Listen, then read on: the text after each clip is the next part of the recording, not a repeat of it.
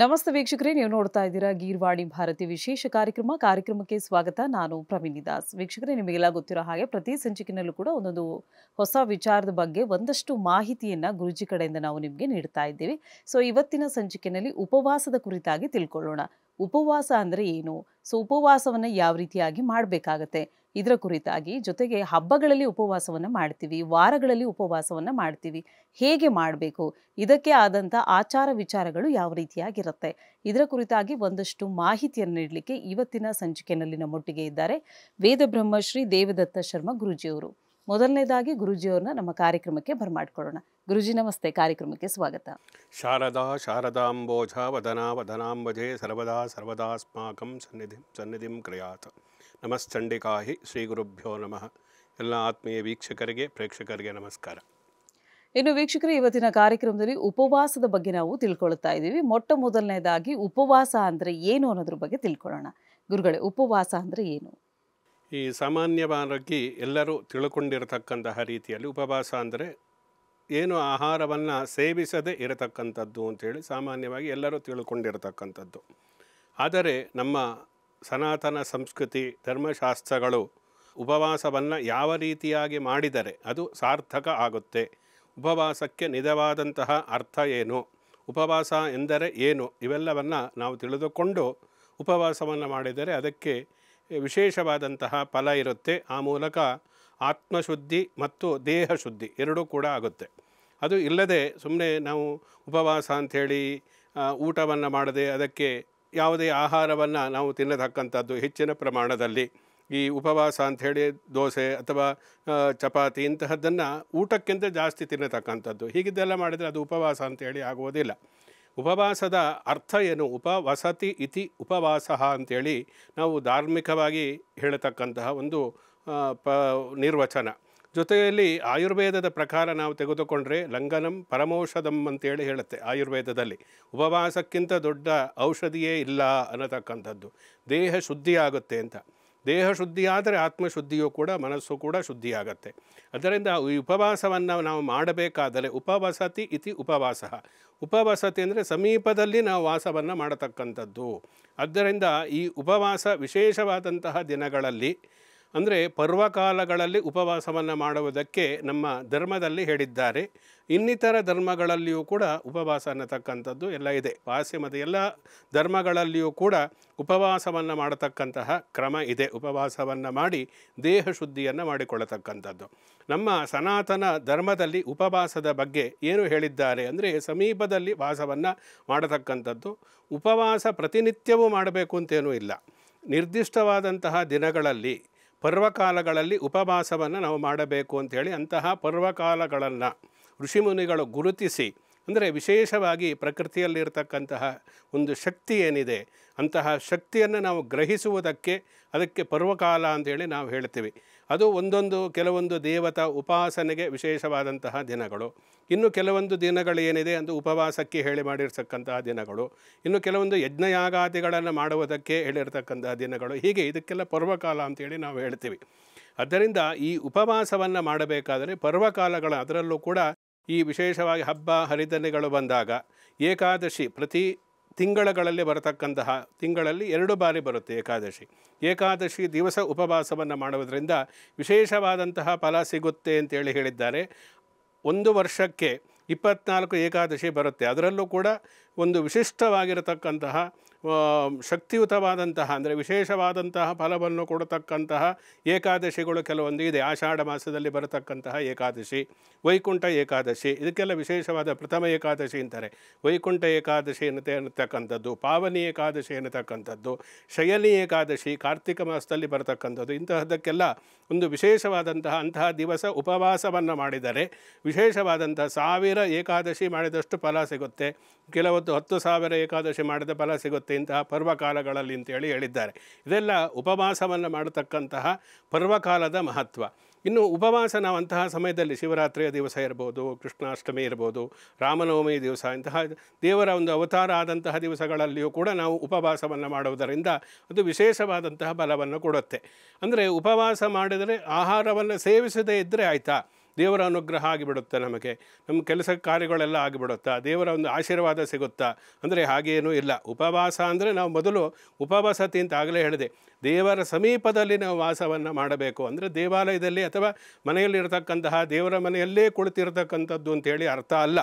ಮನಸ್ಸು ಯಾವಾಗಲೂ ಕೂಡ ದೇವರಲ್ಲಿಯೇ ಇರಬೇಕು. ದೇವರ ಸ್ತೋತ್ರಗಳನ್ನು ಪಠನ ಮಾಡತಕ್ಕಂಥದ್ದು, ಆ ದಿವಸ ದೇವರ ಚಿಂತನೆಯನ್ನು ಮಾಡತಕ್ಕಂಥದ್ದು, ದೇವರಿಗೆ ಸಂಬಂಧಪಟ್ಟಂತಹ ಪುರಾಣಗಳನ್ನು ನಾವು ತಿಳಿತಕ್ಕಂಥದ್ದು, ದೇವರಿಗೆ ಸಂಬಂಧಪಟ್ಟಂತಹ ಧಾರ್ಮಿಕ ಚಿಂತನೆಯನ್ನು ಆ ದಿವಸ ಮಾಡತಕ್ಕಂಥದ್ದು, ಇವೆಲ್ಲ ಮಾಡಿದರೆ ಮಾತ್ರ ಅದು ಉಪವಾಸ ಅಂತೇಳಿ ಕರೆದುಕೊಳ್ಳುತ್ತೆ. ಕೇವಲ ಉಪವಾಸವನ್ನು ಮಾಡಿ ಅಂದರೆ ಆಹಾರವನ್ನು ತೆಗೆದುಕೊಳ್ಳದೆ ಯಾವುದೋ ಒಂದು ನಿಯಮಬಾಹಿರವಾಗಿರತಕ್ಕಂಥದ್ದು ಅಥವಾ ಆ ಧಾರ್ಮಿಕವಾದಂತಹ ದಾರಿಯಲ್ಲಿ ನಾವು ಆಧ್ಯಾತ್ಮಿಕವಾದಂತಹ ಜೀವನ ಆ ದಿವಸದಲ್ಲಿ ನಡೆಸದೇ ಇರತಕ್ಕಂಥದ್ದು, ಹೀಗಿದ್ದೆಲ್ಲ ಮಾಡಿದ ಉಪವಾಸಕ್ಕೆ ಯಾವುದೇ ರೀತಿ ಬೆಲೆ ಅನ್ನತಕ್ಕಂಥದ್ದು ಬರುವುದಿಲ್ಲ. ಕೇವಲ ನಾವು ಆಹಾರವನ್ನು ತೆಗೆದುಕೊಳ್ಳದೇ ಇರತಕ್ಕಂಥದ್ದು ಮಾತ್ರ ಉಪವಾಸ ಅಲ್ಲ. ಇನ್ನು ಪಂಚೇಂದ್ರಿಯಗಳು, ನಮ್ಮ ಕಣ್ಣಿನಿಂದ ಕೆಟ್ಟದನ್ನು ನೋಡಬಾರದು ಆ ದಿವಸ, ಅದಕ್ಕೂ ಕೂಡ ನಾವು ಉಪವಾಸ ಅಂತೇಳಿ ನಾವು ಹೇಳಿ. ಪಂಚೇಂದ್ರಿಯಗಳಲ್ಲಿ ಮುಖ್ಯವಾಗಿ ಕಣ್ಣಿಗೆ ಸಂಬಂಧಪಟ್ಟಂತೆ ಒಳ್ಳೆಯದನ್ನೇ ನಾವು ದೇವರ ವಿಗ್ರಹವನ್ನು ನಾವು ನೋಡ್ತಕ್ಕಂಥದ್ದು, ದೇವರ ಚಿತ್ರಪಟಗಳನ್ನೇ ನಾವು ನೋಡಬೇಕು, ದೇವರ ಚಿಂತನೆಯನ್ನೇ ಮಾಡತಕ್ಕಂಥದ್ದು. ಜೊತೆಯಲ್ಲಿ ಎರಡನೇದಾಗಿ ಕಿವಿಯಿಂದ, ಕರ್ಣೇಂದ್ರಿಯ ಅಂತ ಹೇಳ್ತೀವಿ, ಕಿವಿಯಿಂದ ದೇವರ ಸ್ತೋತ್ರಗಳನ್ನು, ದೇವರ ಗಾನ ಇಂತಹದ್ದನ್ನು ನಾವು ಕೇಳತಕ್ಕಂತಹದ್ದು, ಅದು ನಮಗೆ ಆ ದಿವಸದಲ್ಲಿ ನಾವು ವಿಶೇಷವಾಗಿ ಅನುಷ್ಠಿಸಬೇಕಾಗುತ್ತೆ. ಜೊತೆಯಲ್ಲಿ ವಾಕ್ ಅಂದರೆ ಮಾತಿನಿಂದ ದೇವರ ಸ್ತೋತ್ರಗಳನ್ನು, ದೇವರಿಗೆ ಸಂಬಂಧಪಟ್ಟಂತಹ ಪುರಾಣ ಪ್ರವಚನಗಳನ್ನು, ವೇದಾಧ್ಯಯನಗಳನ್ನು, ವೇದವನ್ನು ಪಠನೆ ಮಾಡತಕ್ಕಂಥದ್ದು, ಸ್ತೋತ್ರಗಳನ್ನು ಹೇಳತಕ್ಕಂಥದ್ದು, ಆಯಾ ದೇವರಿಗೆ ಆ ಉಪವಾಸದ ದಿನ ಯಾವ ದೇವರಿಗೆ ಸಂಬಂಧಪಟ್ಟಿರುತ್ತೋ ಅಂತಹ ದೇವರಿಗೆ ಸಂಬಂಧಪಟ್ಟಂತಹ ಸ್ತೋತ್ರಗಳನ್ನು ಪಠನೆಯನ್ನು ಮಾಡತಕ್ಕಂಥದ್ದು. ಜೊತೆಯಲ್ಲಿ ಚರ್ಮೇಂದ್ರಿಯ, ಇನ್ನು ಪಂಚೇಂದ್ರಿಯ, ಚರ್ಮೇಂದ್ರಿಯ ತುಂಬ ಮುಖ್ಯವಾಗಿರತಕ್ಕಂಥದ್ದು. ಯಾವುದೇ ರೀತಿಯಾದ ಅದಕ್ಕೆ ವಿಶೇಷವಾಗಿ ಯಾವುದೋ ಹಂಸತೋಲಿಕಾ ತಲ್ಪದ ಮೇಲೆ ಮಲಿಕೊಂಡು ಉಪವಾಸ ಮಾಡತಕ್ಕಂಥದ್ದಲ್ಲ. ನಾವು ವಿಶೇಷವಾಗಿ ದೇಹವನ್ನು ದಂಡಿಸಬೇಕು ಅಂತ, ವಿಶೇಷವಾದ ದೇಹವನ್ನು ದಂಡಿಸಿದಾಗ ಭಗವಂತನ ಅನುಗ್ರಹ ಅನ್ನತಕ್ಕಂಥದ್ದು, ಜೊತೆಯಲ್ಲಿ ನಾವು ಮಾಡಿದಿರ್ತಕ್ಕಂತಹ ಪಾಪಗಳಿಗೆಲ್ಲೂ ಕೂಡ ಅದು ಪ್ರಾಯಶ್ಚಿತ್ತ ಆಗುತ್ತೆ. ಆದ್ದರಿಂದ ಅಂತಹ ಉಪವಾಸದ ದಿವಸ ದೇಹವನ್ನು ದಂಡಿಸ್ತಕ್ಕಂಥ ಅಂದರೆ ಚರ್ಮೇಂದ್ರಿಯಕ್ಕೆ ನಾವು ಯಾವುದನ್ನು ಸ್ಪರ್ಶಿಸಬಾರದು ಅಂತಹದನ್ನು ಸ್ಪರ್ಶಿಸ್ತಕ್ಕಂಥದ್ದು ಕೂಡ ದೋಷ ಅನ್ನತಕ್ಕಂಥದ್ದು ಆಗುತ್ತೆ. ಈಗ ಪಂಚೇಂದ್ರಿಯುಕ್ತವಾದಂತಹ ಎಲ್ಲ ಒಂದು ಪಂಚೇಂದ್ರಿಯಗಳು ಕೂಡ ನಿಯಂತ್ರಣವನ್ನು ನಾವು ಮಾಡಿದಾಗ ಮಾತ್ರ ಅದು ಉಪವಾಸ ಅನ್ನತಕ್ಕಂಥದ್ದು ಸಾರ್ಥಕ ಆಗುತ್ತೆ. ಜೊತೆಯಲ್ಲಿ ಆ ಭಗವಂತನ ಒಂದು ಅನುಗ್ರಹ ಆಗಬೇಕಾದರೆ ವಿಶೇಷವಾದಂತಹ ದಿನಗಳು ಇರುತ್ತೆ. ಅಂತಹ ದಿನಗಳಲ್ಲಿ ನಾವು ಯಾವ ರೀತಿ ಲಘು ಉಪಹಾರವನ್ನು, ಕೆಲವರ ಅನಾರೋಗ್ಯ ಅನ್ನತಕ್ಕಂಥದ್ದು, ಉಪವಾಸ ಎಲ್ಲರೂ ಮಾಡಬೇಕು ಅಂತ ಏನು ಶಾಸ್ತ್ರದಲ್ಲಿ ಹೇಳಿಲ್ಲ. ಅದರಲ್ಲಿ ಯಾರ್ಯಾರು ಮಾಡಬೇಕು ಅವರ ಯಥಾಶಕ್ತಿಯಾಗಿ ಎಷ್ಟು ಶಕ್ತಿ ಇದೋ, ಅವರ ಆರೋಗ್ಯ ಎಷ್ಟು ಸಹಕರಿಸುತ್ತೋ ಅದಕ್ಕೆ ಸರಿಯಾಗಿ ಮಾಡಬೇಕು ಅನ್ನತಕ್ಕಂಥದ್ದು ಒಂದು ನಿರಾಹಾರವಾಗಿರತಕ್ಕಂಥದ್ದು ಒಂದು ಉಪವಾಸ. ಅಂದರೆ ಅದು ಫಸ್ಟ್ ಗ್ರೇಡ್ ಅಂತ ಹೇಳಿ ನಾವು ಹೇಳಬಹುದು. ಇನ್ನು ಲಘು ಉಪಹಾರವನ್ನು ತೆಗೆದುಕೊಂಡು ಆ ಮೂಲಕ ಉಪವಾಸ ಆಚರಣೆಯನ್ನು ಮಾಡತಕ್ಕಂಥದ್ದು, ಇನ್ನು ಅಲ್ಪಾಹಾರವನ್ನು ತೆಗೆದುಕೊಂಡು ಉಪವಾಸವನ್ನು ಮಾಡತಕ್ಕಂಥದ್ದು, ಕೇವಲ ನೀರನ್ನು ತೆಗೆದುಕೊಂಡು ಉಪವಾಸವನ್ನು ಮಾಡತಕ್ಕಂಥದ್ದು. ಹೀಗೆ ಅವರವರ ಶಕ್ತಿಗೆ ಅನುಸಾರವಾಗಿ ನಾವು ಪರ್ವಕಾಲದಲ್ಲಿ ಉಪವಾಸವನ್ನು ಮಾಡಿ ಆ ಪರ್ವಕಾಲದ ವಿಶೇಷವಾದಂತಹ ಶಕ್ತಿಯನ್ನು ಸದುಪಯೋಗಪಡಿಸಿಕೊಳ್ಳಬೇಕು ಅಂಥೇಳಿ ಉಪವಾಸದ ಒಂದು ಮಹತ್ವವನ್ನು ಹೇಳ್ತಾರೆ. ಅಂದರೆ ಯಾವ ರೀತಿಯಾಗಿ ನಾವು ಅಲ್ಪಾಹಾರ ಅಂದರೆ ಯಾವ ರೀತಿಯಾಗಿರಬೇಕು, ಅವರವರ ಒಂದು ಸಂಪ್ರದಾಯ ಅನ್ನತಕ್ಕಂಥದ್ದು ಇರುತ್ತೆ. ನಿರಾಹಾರ ಅಂತಂದರೆ ಈ ಯಾವತ್ತು ಆ ಪರ್ವಕಾಲ ಪ್ರಾರಂಭ ಆಗುತ್ತೋ ಆ ದಿನದಿಂದ ಮಾರನೇ ದಿವಸ ಪಾರಣೆ ಅಂತ ಹೇಳ್ತಾರೆ, ಅಲ್ಲಿಯವರೆಗೆ ಯಾವುದೇ ನೀರನ್ನು ಕೂಡ ತೆಗೆದುಕೊಳ್ಳದೆ ನಿರಾಹಾರವಾಗಿರತಕ್ಕಂಥದ್ದು ಏನಿದೆ ಇದು ಅತ್ಯುತ್ತಮವಾದಂತಹ ಉಪವಾಸ ಅಂತೇಳಿ ಹೇಳ್ಬೋದು. ಇನ್ನು ಲಘು ಉಪಹಾರವನ್ನು ನಾವು ತೆಗೆದುಕೊಳ್ಳತಕ್ಕಂಥದ್ದು ಅಂದರೆ ಪ್ರತಿನಿತ್ಯವೂ ನಾವು ಮಾಡತಕ್ಕಂತಹ ಊಟ ಇನ್ನಿತರ ಯಾವುದೇ ಇದ್ದರೂ ಕೂಡ ಅದನ್ನು ನಿಷೇಧಿಸಿ ಆ ಮೂಲಕ ಕೆಲವೊಂದು ವಿಶೇಷವಾದಂತಹ ಅಲ್ಪಾಹಾರವನ್ನು ನಾವು ತೆಗೆದುಕೊಂಡು ಆ ಮೂಲಕ ಉಪವಾಸವನ್ನು ಮಾಡತಕ್ಕಂಥದ್ದು.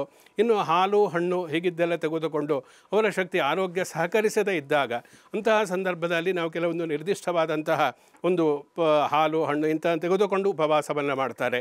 ಕೊನೆಯಲ್ಲಿ ವಿಶೇಷವಾಗಿ ಪಾವನಿ ಏಕಾದಶಿ, ಶಯನಿ ಏಕಾದಶಿ, ವೈಕುಂಠ ಏಕಾದಶಿ, ಪ್ರಥಮ ಏಕಾದಶಿ ಇಂತಹದ್ದು ಬಂದಾಗ ಅದು ಉಪವಾಸವನ್ನು ಮಾಡುವುದರಿಂದ ಎಷ್ಟೋ ಫಲಪ್ರಾಪ್ತಿಯಾಗುತ್ತೆ.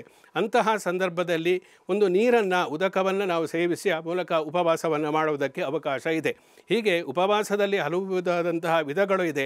ಅವರವರ ಸೌಕರ್ಯಕ್ಕೆ, ಅವರವರ ಆರೋಗ್ಯಕ್ಕೆ ಸಹಕರಿಸ್ತಕ್ಕಂತಹ ರೀತಿಯಲ್ಲಿ ಉಪವಾಸವನ್ನು ಮಾಡಿದಾಗ ಅದು ವಿಶೇಷವಾದಂತಹ ಫಲವನ್ನು ಕೊಡುತ್ತೆ ಅನ್ನತಕ್ಕಂಥದ್ದು ಒಂದು ಧಾರ್ಮಿಕ ಚಿಂತನೆಯನ್ನು.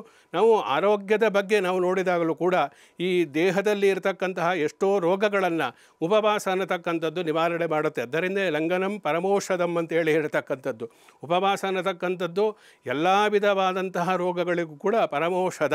ಅದರಿಂದ ತಿಂಗಳಿಗೆ 2 ಬಾರಿ ಉಪವಾಸವನ್ನು ಮಾಡತಕ್ಕಂಥದ್ದನ್ನು ನಮ್ಮ ಹಿರಿಯರು ತಂದರು. ಅದನ್ನೇ ಒಂದು ಏಕಾದಶಿ ಇರ್ಬೋದು, ಅಥವಾ ಈ ವಿಶೇಷವಾದ ಸೋಮವಾರದ ದಿವಸ ಮಾಡತಕ್ಕಂಥದ್ದು ಇರ್ಬೋದು, ಒಂದು ಗುರುವಿನ ಒಂದು ಗೌರವಾರ್ಥವಾಗಿ ಗುರುವಾರದ ದಿವಸ ಮಾಡತಕ್ಕಂಥ ಉಪವಾಸ ಇರ್ಬೋದು. ಹೀಗೆ ಅವರವರ ಒಂದು ಭಕ್ತಿಗೆ ಅನುಸಾರವಾಗಿ, ಅವರ ಸಂಪ್ರದಾಯಕ್ಕೆ ಅನುಸಾರವಾಗಿ ಕೆಲವು ನಿರ್ದಿಷ್ಟವಾದಂತಹ ದಿವಸಗಳಲ್ಲಿ ಅವರ ಇಷ್ಟ ದೇವರ ಪ್ರೀತ್ಯರ್ಥವಾಗಿ ಉಪವಾಸವನ್ನು ಮಾಡತಕ್ಕಂತಹ ಕ್ರಮವನ್ನು ಇಟ್ಟುಕೊಂಡಿರ್ತಾರೆ.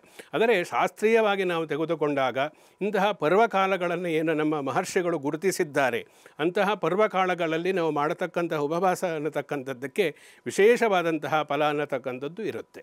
ಇನ್ನು ವೀಕ್ಷಕರೇ, ಇವತ್ತಿನ ಕಾರ್ಯಕ್ರಮದ ಮುಖಾಂತರವಾಗಿ ಉಪವಾಸ ಅಂದರೆ ಏನು, ಉಪವಾಸವನ್ನು ಯಾರು ಮಾಡಬೇಕು, ಹೇಗೆ ಮಾಡಬೇಕು, ಇನ್ನು ವಾರಗಳಲ್ಲಿ ಯಾವ ವಾರಗಳಲ್ಲಿ ನೀವು ಉಪವಾಸಗಳನ್ನು ಮಾಡಬೇಕು, ಹಬ್ಬ ಹರಿದಿನಗಳಲ್ಲಿ ಉಪವಾಸವನ್ನು ಮಾಡ್ತೀವಿ, ಯಾಕೆ ಮಾಡ್ತೀವಿ, ಇದರ ಹಿನ್ನೆಲೆ ಏನಿದೆ, ಪುರಾಣದಲ್ಲಿ ಯಾವ ರೀತಿಯಾದಂಥ ಉಲ್ಲೇಖವಿದೆ, ಇದರ ಕುರಿತಾಗಿ ಒಂದಷ್ಟು ಮಾಹಿತಿಯನ್ನು ನೀಡ್ತಾ ಇದ್ದೀವಿ.